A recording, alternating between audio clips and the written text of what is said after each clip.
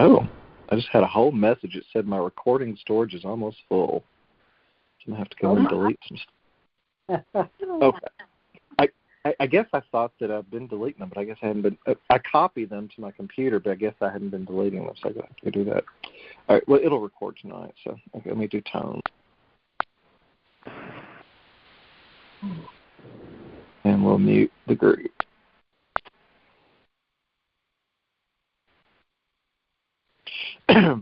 Okay, so there we go. Got everything set up, and I want to thank everybody for coming on tonight for the December 12th Gemini full moon teleconference call. It's so funny. This will be, I was going to say it'd be the last one, but we've actually got one more on December the 30th. We get one more moon this year before going into next year. So, yeah, next to last. But it's crazy that this has been like 8 months of this. I think I started March the 25th on that first eclipse in the spring. Since we've been doing it, we've had a pretty good regular group in. I really appreciate all of y'all because I know, I mean, I've said this before, when we get together, it amplifies the energy, that we're all bringing in. And of course, each of us in our own divine presence, we come in and we are an energy signature ourselves, but when we blend it in together, it does amplify everything for all of us.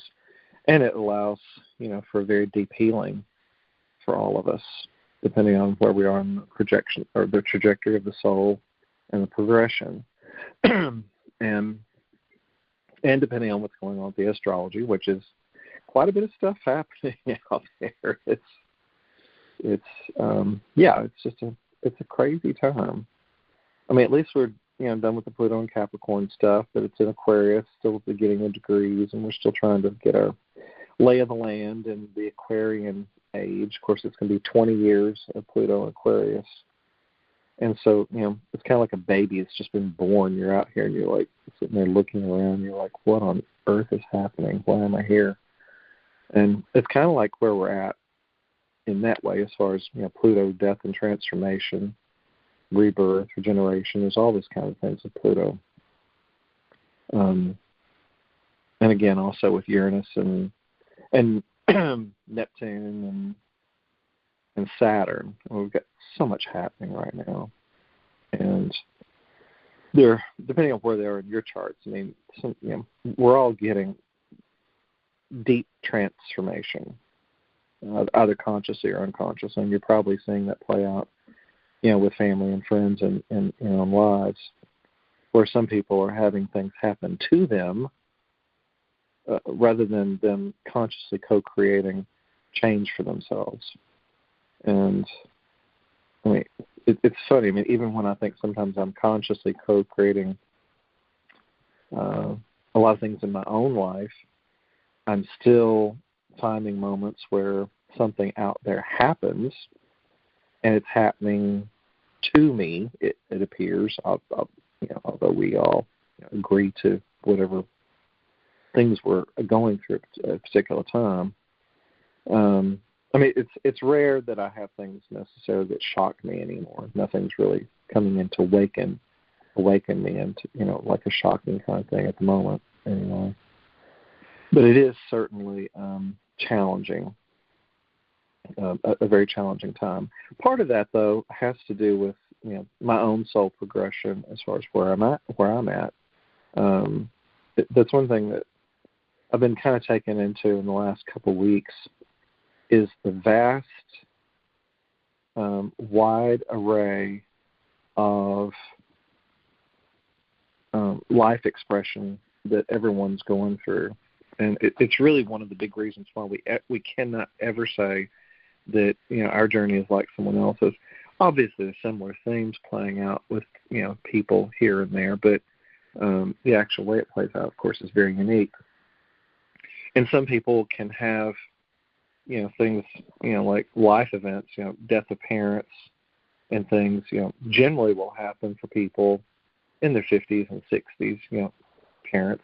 But a lot of times, that death will happen very early in the childhood dynamic. And of course, it all depends on the genetic and ancestral inheritance that we have, in the DNA, and also the karmic circumstances.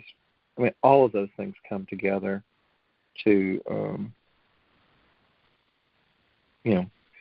play a role in the way our soul will go through progression of waking up in each particular lifetime. As I say that, we're also still coming to a place of absolute 0 point. I mean, we've been doing this for quite a while now, and 0 point looks completely different for everyone. The journey is completely unique for everyone with 0 point awareness. And it's kind of like the more I go into all of this and give up ideas of what I thought was true, again, it's totally letting go of so much of what we thought was our reality. The stuff we brought in karmically, the stuff that we've been playing out with family and friends. At some point, we release ourselves out of the polarity. I think I may have said this before. So many of our relationships end up in such a vast polarity that they end up being what I call tornadic activity, where each individual is way out. I mean, we start, really tight and together, but then, of course, as you go around, you're spinning around in whatever your life creation is with the other person. And I say tornadic because at the top of the tornado, a lot of those things can get really wide. So you end up creating huge polarity with a lot of space in between. And you could call that like a big cavernous space, that you both are observing, this huge, quote, distance or perceived distance that's between you as far as the realities that each of you are creating. And sometimes those are not very nice dynamics, and we watch that play out, with, again, family and friends, with any relationship. It can be parent relationships, kids relationships, business, friendships. It doesn't matter what it is. Romantic partners mainly are the biggies that we work out a lot of these very difficult dynamics with. And again, I mean, all of it is just there to wake us up. So what happens, though, when we get to the place where, and I think that's where we are now, because we've come to the end of Pluto and Capricorn. It's kind of like, and I think I've said this before too, Saturn going through Pisces to me feels like a Bardo state.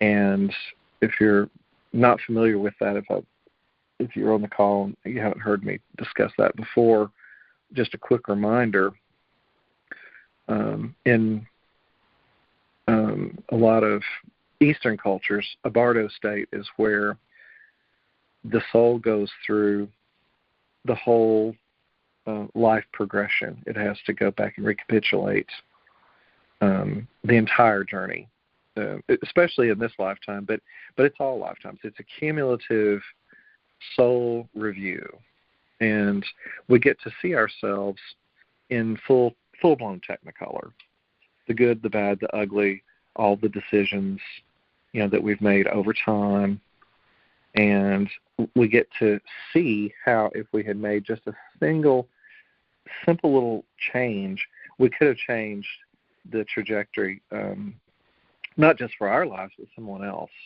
And so all of these things really lead us to the level of awakeness that the soul can come to at any one point. And it's like there's no wrong turns.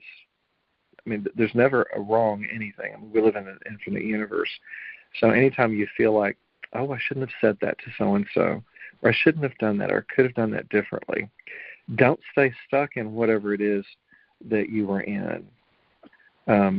Do acknowledge it, and then release it. Because if you hold it, then you're giving energy to that place for a potential replay. We're not necessarily here to replay.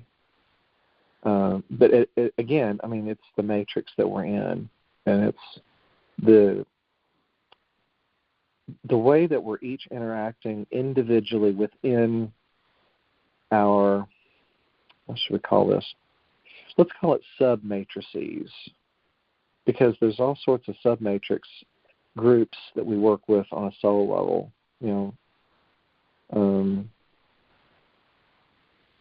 between where we live, our towns, cities, states, all these things again, countries, but also when you go really out just as a human being on Earth, as an Earth citizen.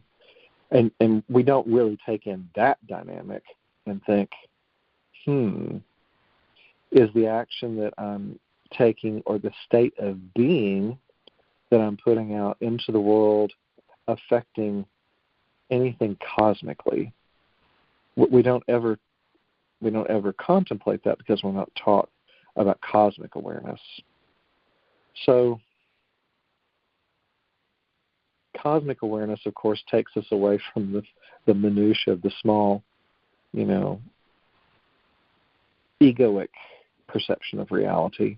And then we go into that really vast oceanic presence, the vast cosmic awareness. And so imagine what it would be like if we were to, or if we had the capacity to bring even our own family and friends, within our sub-matrices that we're operating in. Imagine if we could assist our family and friends in taking on that type of awareness. They would then learn to not stay stuck in the small self, but then really start to, activate and act out from the cosmic self, from the greater aspect of who we are. And that's where we're going. And this is really Pluto and Aquarius. It's going from Capricorn, the grounded, trudge work, transformation, the stuff we've been doing, and really ground the grounded aspect of who we've been. But now we're going into, the way that kind of Spirit presents it to me, the Aquarian. It's everything out there, and I've said this before. Pisces is more air. It's air and water together because of the definition of the name, but also energetically. And Pisces being at the end of the zodiac it really is oceanic presence. It's Christ consciousness. It's that whole enchilada. And again, Aries is the beginning of the zodiac. So anyone that's in Aries is very grounded. It's that first chakra. It's I am presence. I am here. I am now. I've got a whole stellium in Aries. That's what I'm born into. While at the same time, I have a lot of things being activated right now between that and Pisces. Pisces and Aries are the alpha omega point. And so it's kind of like the dragon eating its own tail, or any animal or any being, any whatever. It's like you've got the head, which leads, everything that we're doing, our perception of reality, and then tail, which usually comes up behind. So what happens is when you're eating your own tail, you just go back into wholeness, basically. I know it's a rough analogy, but what took me into that was when I was looking at my own chart today and some of this astrological stuff that I've been, doing. That I'm hopefully can get presented to Astro Dance. I haven't done it this year yet, but I think I'm at the place where I'm about ready to do it. It's such a huge spreadsheet. But I was observing there was something about the way the planetary configurations were on K2, which is the dragon's tail. It's also the south nodes. There's Rahu and K2. This is in Eastern Vedic astrology. So it ends up being the nodes of the moon, which is, again, the emotional self. But it had a very interesting interpretation between Rahu and Ketu. And it does talk about, the dragon eating its own tail. I mean, and so you're always within yourself. And you're always going into deeper and deeper levels of awareness and wholeness. And, God, where was I going with that? There's something about the way that this moon is with K2. I'm trying to remember. My brain can't even hold anything anymore. It's so bizarre. Let's see, which chart was it? Is it that one?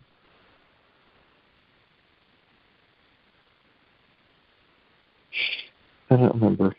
I've seen so many things today. Okay. Anyway, but the biggest thing that we're doing is trying to give up the old identity. And again, stay in the moment, stay deeply immersed in our hearts while the rest of the world implodes on itself. As the rest of the world's imploding on itself, though, so are we imploding on ourselves internally. But that's true for all, 8 billion people. An internal implosion is going to look very unique, depending on where someone is within the, progression of soul. And it would not surprise me that if, enough people are, have been doing this for years. I mean, like Judith. I mean, she had done over 50 years of a journey in the internal world, where she was, sitting in silence, sitting in quiet contemplation. I mean, you've got monks and nuns that do this all the time. They just have a vow of silence. They go in, and all they do is go in deep contemplation. And it makes you wonder if they go into places where they're just going into deep theta and alpha states of consciousness, and what that looks like for them.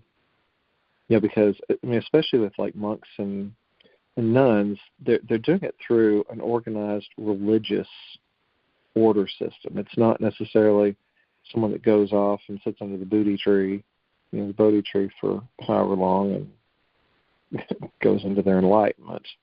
I've often wondered, I've not researched such a thing. I think it'd be a very interesting thing to look into, to see what the perceptions of reality are for people that go into it from an organized religion standpoint, just for the simple fact that from what we're starting to learn about organized religions, the level of control and manipulation that they can use to hijack an individual's individual spirituality, and pull it into their version of a wholeness.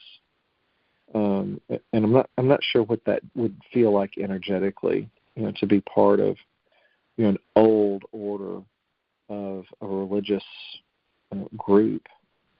And at the same time, there's 8 billion life expressions and types of ways we go in to do the awakening. So one is not better than or less than anything else.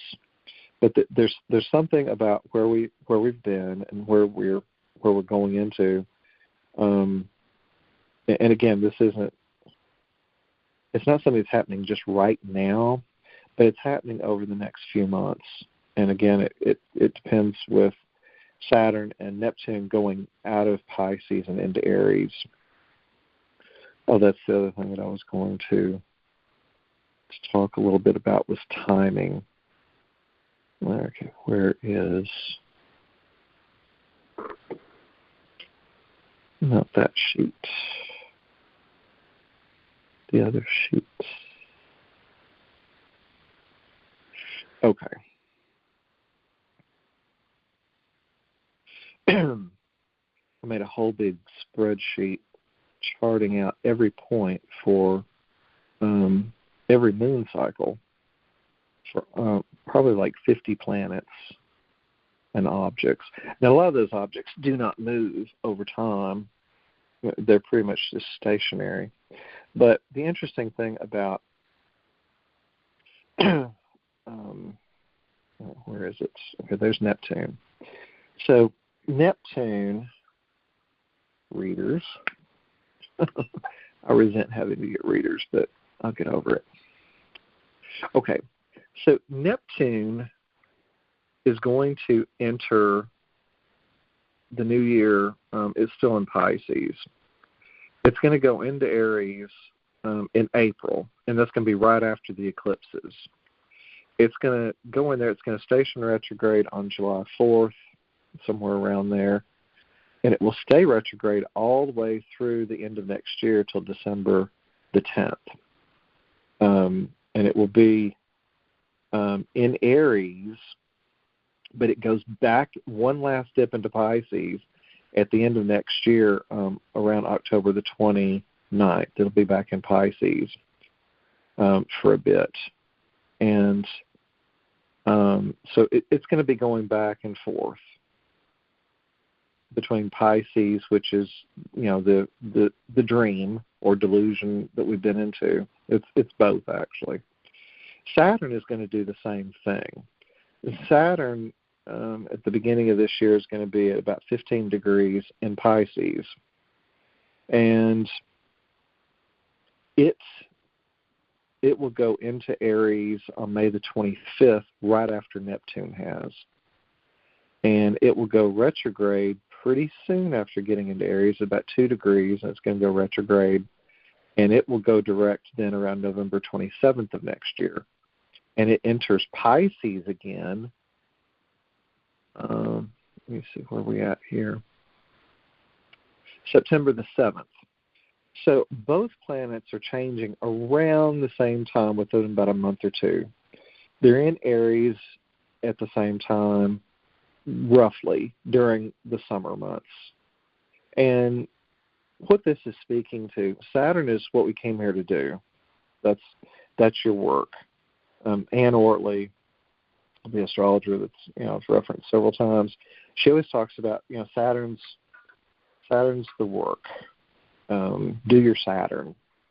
And Neptune, of course, it's our dream. It's who are we going to be? Where are we going? What are we going to do? But it's also the delusion, and it's the place where a lot of people have been talking about, because the way the Saturn or Neptune placements are, that you're going to really have a hard time differentiating when people are lying to you or giving you non-truth.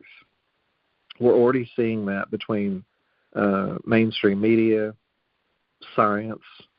So many people say, "Oh, it follows the science." Well, if the scientists have been bought and sold by, big corporate world, they're giving you the reality they want you to see, and of course that ends up being a huge problem. So that's not always a good thing. Now, at the same time that's going on, we've got Uranus, which is the shocking awakening, all these things. It is at the end of Taurus. Let me see, it's at 23 Taurus, actually, when it enters the new year. And it is going to enter Gemini next July. So it's going to be about the same time. The sign will change about the same time that Saturn and Neptune are both going into new signs. And then it will station retrograde next year on September the 8th. It will station direct, actually. It's in retrograde now, but it won't station direct until January the 3rd. So what that kind of means is with Uranus in retrograde, it's pulling anything that can be shocking from the past. Mercury's been in retrograde. Mars is in retrograde right now. Mars will be retrograde until, I believe it's around February the 5th. That's a lot of major retrograde energy going along with the forward motions of Saturn and Neptune. Also with Pluto and Aquarius. Now, Pluto is going to be going direct all the way until about May 4th. So at the beginning of the summer, it's going to station retrograde into Aquarius, and it will not go back into, it's going to station direct at 122 Aquarius. So like I said, and that's October the 13th of this next year. So it's going to spend all next summer in retrograde. So we've got Pluto, death, transformation, destruction, all these kind of things going on in a retrograde journey in relation to all of the other big planets, that are happening. And not to be left out, and a really biggie people aren't talking about quite as much, Chiron, which is the deep wound we come in with individually and collectively. Chiron is still currently retrograde. It's going to station direct on December the 29th at the end of this year. So it's going to be right before this last moon of the year. It's in Aries. It goes between 19 and it will go retrograde at 27 Aries, which will be practically on my sun. But it won't do that until July the 30th. So the first half of next year, Chiron will be direct. Chiron in Aries is basically trying to heal that I am presence. And it entered Aries back, I think it was what year? I forget what year it was. Anyway, but we've had this inner journey to heal the core wound. And this has been going on for a few years. And as I said, Chiron's going to get all the way to 27 at the beginning of in the middle of this year. It'll go back, and it won't station direct again until January of 2026 at 22 degrees. Now, all of this is around the same time when Neptune and Saturn are going to be in Aries for good. And I say that's important because what we're going to be doing between now and the beginning of 2026 is going back and forth, really scraping the soul. Any last parts of anything that's not supposed to be with you, we're working that out, whatever it looks like. And it has to do also with the core wounding. Because again, with Chiron and Aries, and also in later degrees, we're doing deeper work in all of that. The reason I can see these things is because I've got a 0-degree Chiron in Aries, as well as the Sun, Mercury, my Venus, my Eris. All that's in Aries. So it's one reason I think that I've been taken a little deeper into, perceiving some of this. And again, for each of us, we're invited to go in and just go deeper into that core wound, whatever it is. That wound can manifest in just a tremendous amount of ways. And there's something about this being at the end of this year that I've been taken in with regards to the wounding. Chiron is the biggest wound, and I don't know how much y'all know about mythology, but Chiron was the wounded healer. Chariclo was another centaur that was basically the partner to Chiron. But there's a whole other set of centaurs that most people don't have a clue. There's 16 active centaurs out there. Centaurs are always that half human on top of a horse. And so it's kind of like you've got your human self, and then you've got that lower animal self that's down there. Okiro is in Aries, and it's basically going between, looks like 8 and 15 and 16. It's been a whole journey. There's Pelion, which is in Taurus. Asbolus blows things up, and that's going between Gemini and Cancer, but it's going between the anaretic degree of 29 and the 0 Cancer back and forth.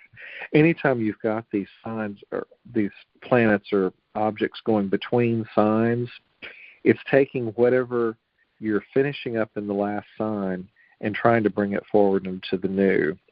So Gemini, that's the twins. It's, the split personality of yourself, both sides of yourself, you and the other person.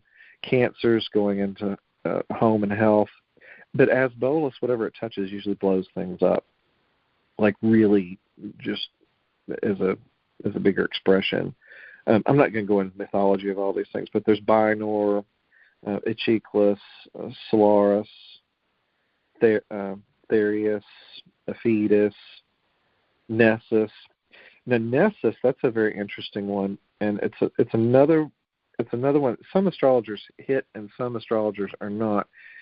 It's an important one because Nessus has to do with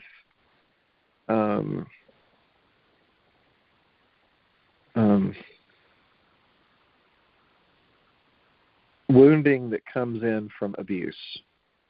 A lot of sexual abuse, a lot of it's any abuse, any kind of abuse of power. I think Nessus is really important, and the reason why is because it's in the middle of Pisces, and it goes back and forth, back and forth, back and forth, and it's been doing this. It basically stays on like just 2 or 3 degrees, and it's like at about 15 to 19, and that has been very aspected right now by Saturn. So it's the work we came here to do, again, individually and collectively. And I think because it only makes it to like 19 degrees by March 25th. I've not added in the rest of the 25th for the Centaurs. But the point being, Saturn's the work we came here to do, and we have to look at abuse of power, but also the deeper sexual wounding. And it's going to be a really big deal, I feel like, in 2025. It's one of the main core dynamics of wounding we come in with is the sexual distortion. And we don't really contemplate that a lot, and I'm certainly not, suggesting that you just go in and stay stuck in, any places where that's at. But I'm telling you, I really think that that's going to be something that's brought up a lot into this next year. And the reason being is because Saturn's going back and forth between Pisces and Aries. As we're going into the new I Am presence, we have to go in and finish dealing with that core wound, and which is Chiron, the core wound we come in with. And that's of course in Aries. And Pisces it's the end of the dream. It's the old dream. It's everything that we're trying to leave. But you can't give away something you don't own.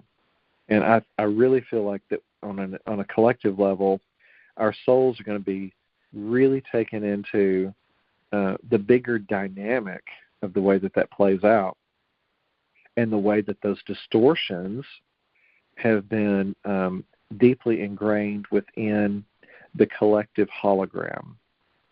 And so, for each of us, and again, individually, if you go do this work yourself, what you heal for yourself, you heal for everyone else. Your personal family line, and that goes back through infinity. So once you bring all of that to a 0 point where it no longer owns you or manipulates you or has any dynamic, but that also means that the abusers, whoever the abusers are in your life, if you haven't cleared that out, this is a real chance to do that. I mean, I don't think that's for most of the people on this call or at any of you at this point. But if there's any residue, let's just say if there's residue left, that those things will be worked out. But the point is, there's 16 other centaurs that all represent some other type of wounding. There's Hylinome, there's Aureus, Pholus, Elatus, Riphanos. I mean, those are some of the others. So there's 18. With those 16, you count Chiron and Cheroklo. There's a lot of different type of wounding that we're all working through, and all of those centaurs are placed almost in every sign of the zodiac. So there's some type of wound that's more core for each person depending on where they're at. And I bring that up, I guess, because I'm 0 degree Chiron.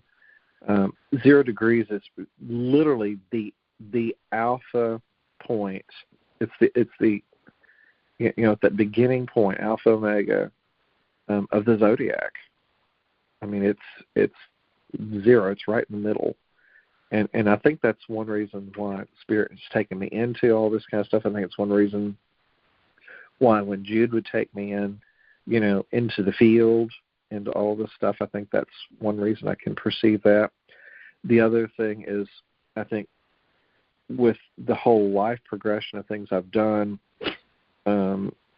Judith had taken me into one of the core wounding that I had as far as my perception, my relationship to God, the all that is, because of when I was in Atlantis, and I got a whole image of this. It all just came to me when I was doing a whole big thing with Jude one day. She just asked me what I was seeing, and I said, "Well, I'm on this beach thing." I said, "It's pitch black everywhere except for fire everywhere," and I was on the coast of Atlantis, and we were going down into the sea, and I felt like God had totally, let me down. I felt like that I had, was just forsaken. And what we didn't understand is that this is where we miscreated and misused the energies, all the crystal grids and everything. We had taken on that we knew better than pure presence, and so we let the egoic parts of who we are take over, and we basically destroyed ourselves. And we don't.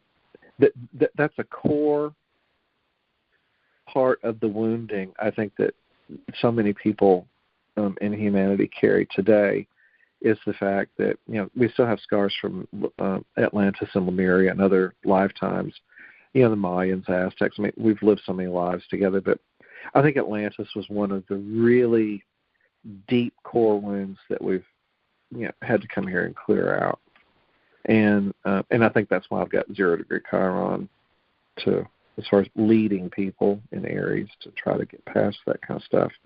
But that kind of gives you an idea, though, of the dynamics and the way that these, the planets are playing out, and especially for what, you're going to see in the external world of form, because there's so much of that dark stuff that has to be transmuted right now. And I mean, again, depending on who you're listening to, I mean, it could be a Pam Gregory. I mean, she's always really so good with her videos and what she's putting out. I mean, a lot of her stuff too. I mean, at some point we end up being repetitive because there's only so much you can say with regards to just going to 0 points. I mean, I certainly don't want to be in a place where I'm speaking about some of this stuff and I just keep us in our minds. I definitely never want to keep us in our minds about any of this at all. I always go where Spirit takes me with it, because any of this stuff can be just a thread for each of you. If there's something you hear and it can take you in to a much deeper aspect of maybe something that you need to heal for yourself. And I think that if we look at things from that standpoint, you would be like, he mentioned this on the call the other day, and you go in, and that's a place where you can go in and shift something and transmute for yourself. So, I think that's, I guess, the long and the short of most of that. So, again, this is a full moon in Gemini. Gemini is the twins. It's at a later degree of, I think 23 degrees today.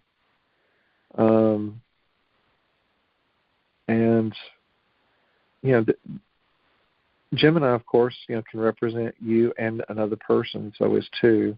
But it's also, it's the internal journey. It's you, it's your shadow self, it's the higher self, lower self, it's you, God. It's kind of both. It's almost like an internal alpha omega type thing. And so being a full moon, that's releasing. New moons are seeding. So we seeded, the last 2 weeks last week we were in Sagittarius, but now we're in the Gemini. And there's something about releasing, I think, core places that have kept us in polarity aspects that maybe have not been, it may be anything that keeps us stuck. So if we can go in and feel into whatever dynamics those are and release those things, I think that's kind of where we're being guided to today. And then the next, let me see, I'm trying to remember the last moon of the year where it's at. Let's see here. The moon at the last, December 27th will be the last moon. Of course it is. 6 degrees, 7 minutes of Aries. So we're going to go out of this year on a, actually, I'm sorry, that's a quarter moon. Nope, that's the wrong year. That's 2025. I've already been dealing in 2025. Okay, December. Yeah, here we go. New moon, December 30th, and that is at 9 degrees 44 minutes of Capricorn. So that's going to be grounding energy. Capricorn, of course, is building, it's structures, it's all these kinds of things. And a 9 energy, is completion. That's interesting. So, and 44 is a master number. Okay. And that's going to be in the 7th house. So 7th house is relationships, your relationship to the world, your relationship to everything, any person, any place, just relationship. Your perception of reality and relationship. So imagine what that looks like when you're sitting in pure, absolute, infinite presence, pure I am presence with Mother, Father, God, and you're really in the center of the morphogenetic field, and you're creating a new reality, and you're releasing all the old stuff. It's like whatever that is. And that moon, let's see, Capricorn, Gemini. Yeah, I thought that was going to be a major placement with it. Anyway, but there's something about that new creation at the end of this year, going into next year, that's going to really take us into a good place, because then the next full moon will be January the 13th next year, and it's going to be in Cancer, and it's going to be in the 1st house. First house, how are you here? How are you grounding this? And Cancer is hearth and home, and it's at almost 24 degrees. So it's a later degree, and I think, for anyone that's really done some deeper work, I think we're going to go into some more accelerated creations.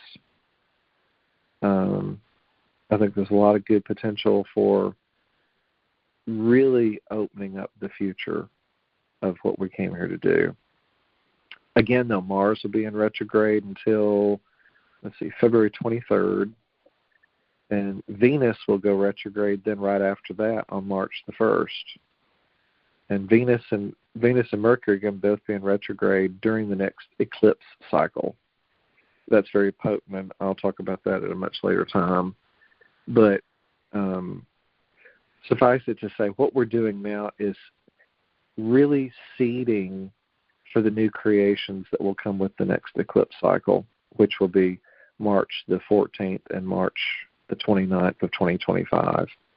That really is kind of the time period when I think a lot of things are going to start to move forward in our lives.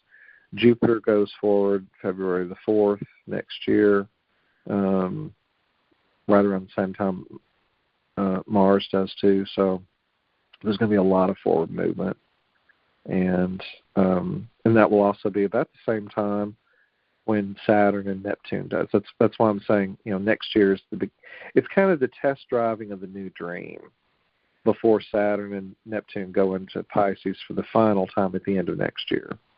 But by 2026, we're going to be firmly in whatever it is that we're creating. And I really do think that, and Pluto will be very deeply further into Aquarius, so we'll be really grounding this transformation. And again, this is happening on all levels. It's happening on the molecular, the atomic, and subatomic levels of your structures, the adamantine particles. All these solar flares that are hitting the planet. If you're really susceptible to those energies, you can really feel knocked out.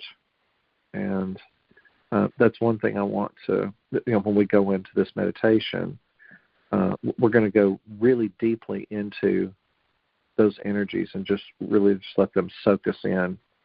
And I don't think it's going to have to be a long, long meditation because we've done this, so frequently now. We're used to the frequencies.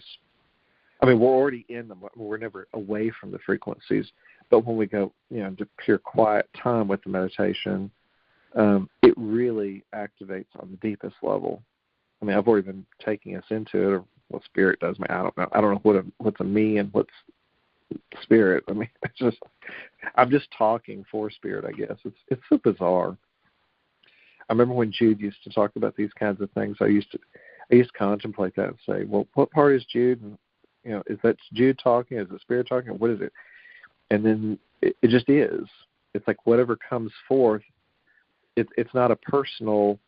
There's not a personal me. It wasn't a personal Judith.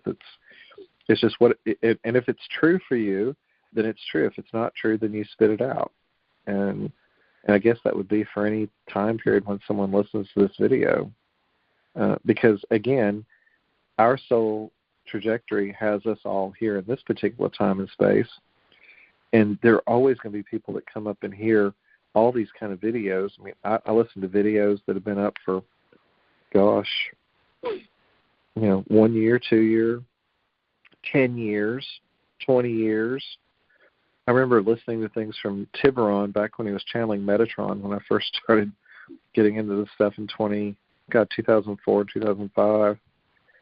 And it's timeless. That's the wonderful thing about wisdom. If it's eternal truth, and I've said this before, if something is eternal truth, it doesn't matter when the statement is made, it's always true. And then there's, momentary truth, which is true for a moment, but it does not stand the test of time. It's only something that was true in that moment. And I think for most of us, when we project a value onto something and call it a truth, isn't it always true, though, that something is only true in that moment? What happens when we give up everything that we think is true? Then you're in the nothing. And nothing is true and everything is true. That's the paradox. So, okay, on that note, let's go ahead and get still, and no matter where you're at, if you got some family and whatever, you want to be in another room. I imagine you're all in your own rooms anyway. It's been quiet because I've had the phone muted. But let's go ahead and go in and do a deep dive so we can energetically really just go in and allow Spirit. We'll go in and allow Mother, Father, God, and the entire company of heaven, all of every ascended master, through infinite presence, the entire archangelic kingdom, the Elohim, builders of form, all the elemental kingdoms, Saint Germain and the violet flame. So if there's anything that needs to be burned off, we just let pure presence and the violet flame take care of that.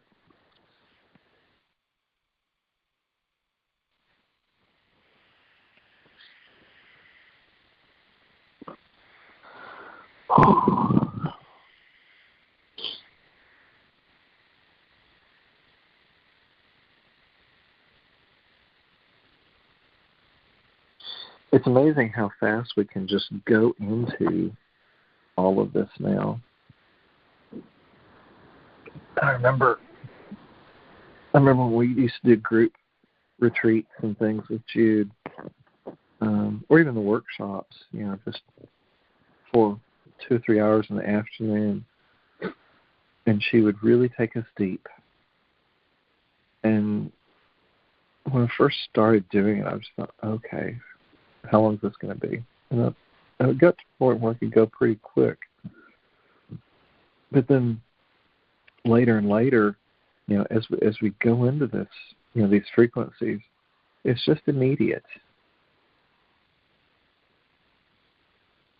At some point, we won't even have to say, "Oh, let's go in," because we're just going to be there. And technically, we're already there anyway.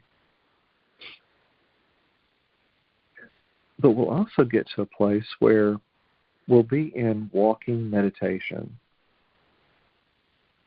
There's not going to be something where we have to get still or we have to try to reach someplace. There's no place to go. But it's a state of consciousness. It's a frequency. And as we continually sit in this frequency, we will continually become the frequency. And it's just going to go higher and higher, higher vibrationally. And the more we heal, the more we stay in that space. But we'll never leave the space. In truth, we don't, but there's still a part of the psyche that wants to keep us stuck back. That's also a part of what we're attempting to really let go of.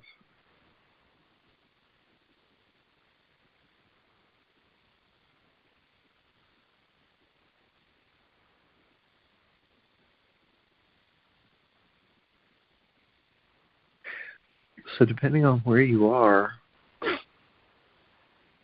just feel where your heart is.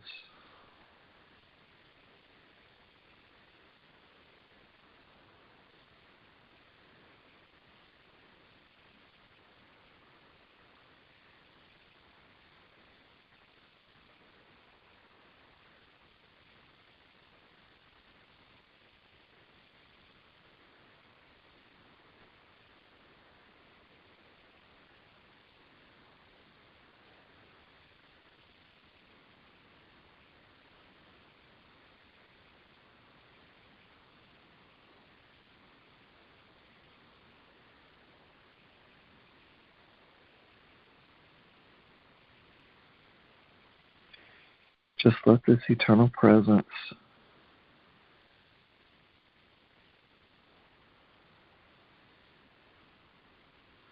just let it permeate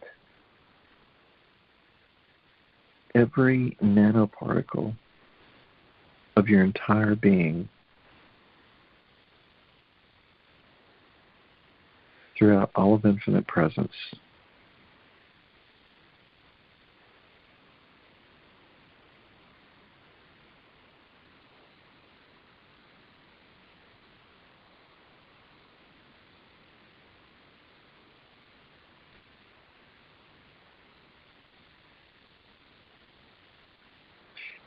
With each breath that you take,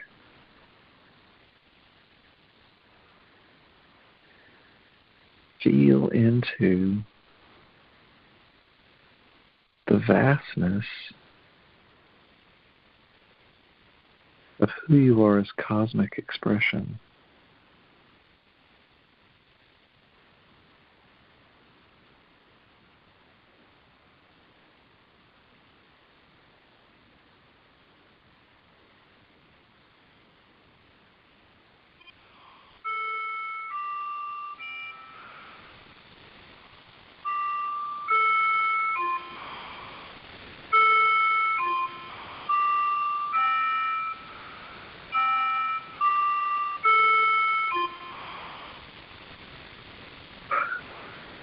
now that you've got the official chime from the cosmos,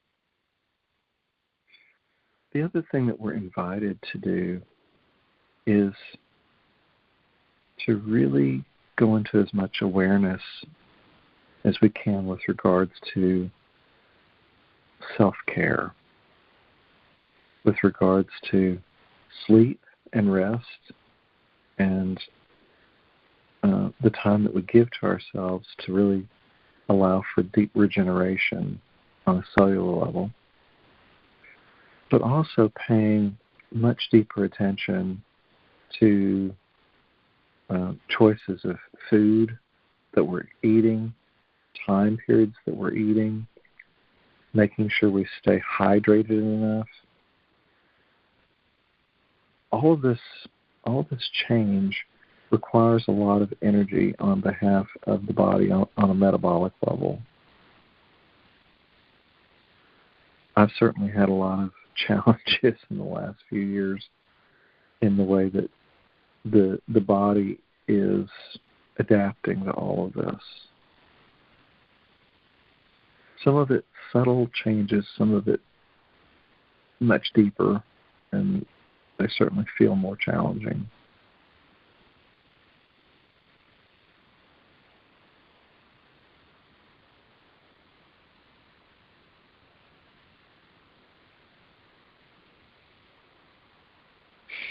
At some point, we should feel just light as a feather because we won't be carrying the density.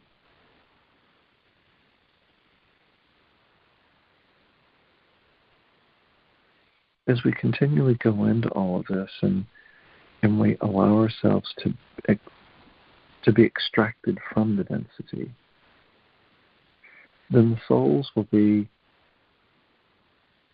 more just luminous, where they can just float and fly around anywhere, which the soul already does that anyway. And the soul's eternal. But there's that part where we perceive with this physical body all the densification, and it's part of what keeps us trapped. Depending on the amount of material world that you're carrying, it really has a direct impact on the density that you feel.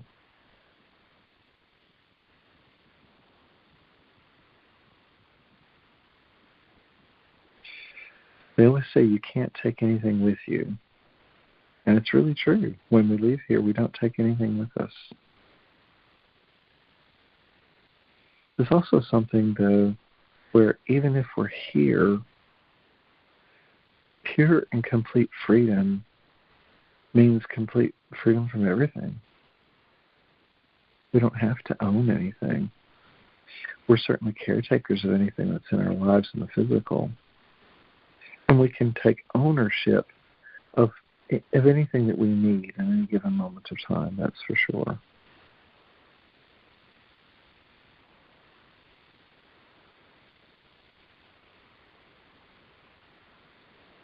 But if there's anything that you're holding on to in the material world, furniture, places, things, whatever, if there's anything that you can release, this is a great time when we're being invited to release those things.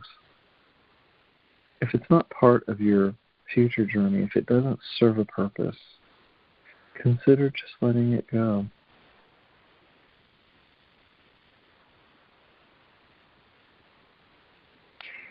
Do you feel how much lighter you feel even after hearing the words?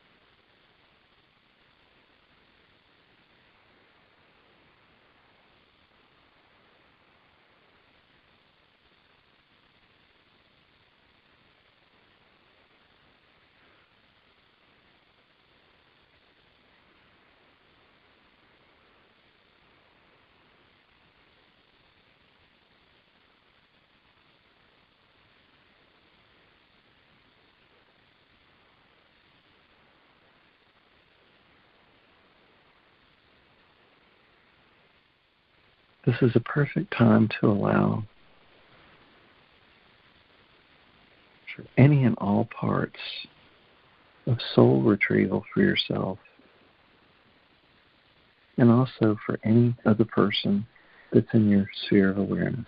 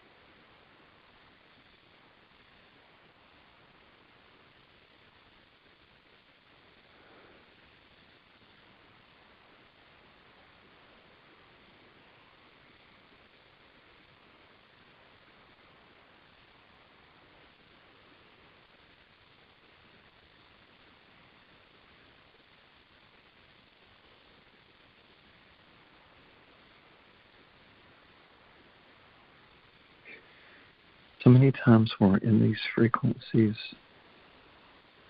it can almost feel like we're a space cadet. It feels like we're floating out in the middle of nowhere.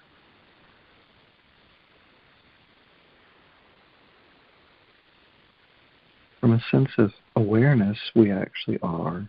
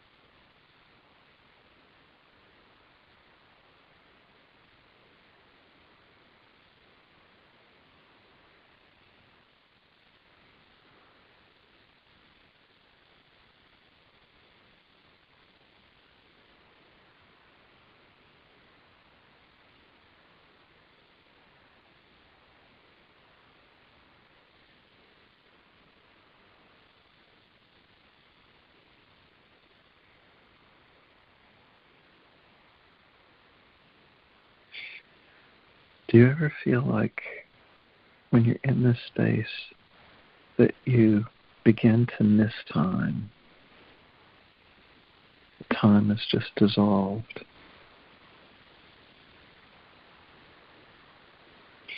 Because that's part of what's happening. As you're staying just in the moment, your perception of reality is one elongated moment.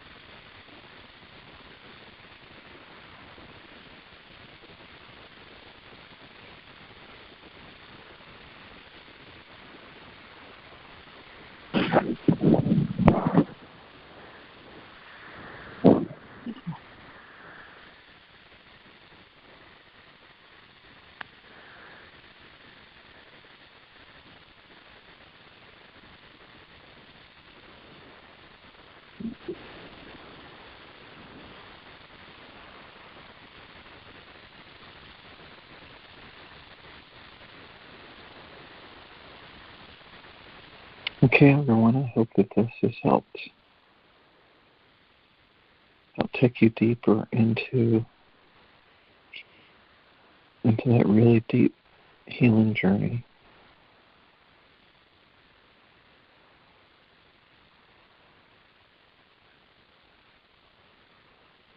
And as much as you can, if you can stay in a space of just pure presence and gratitude. Doesn't matter what's happening in the world of form. Although I can certainly say it's sometimes difficult to stay in gratitude when things are challenging. But the more we can stay in gratitude, the more that we can allow ourselves to be in cosmic flow.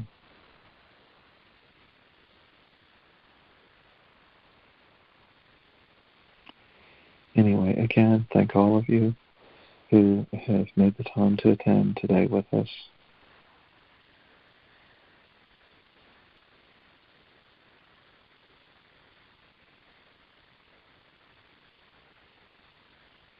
Until next time.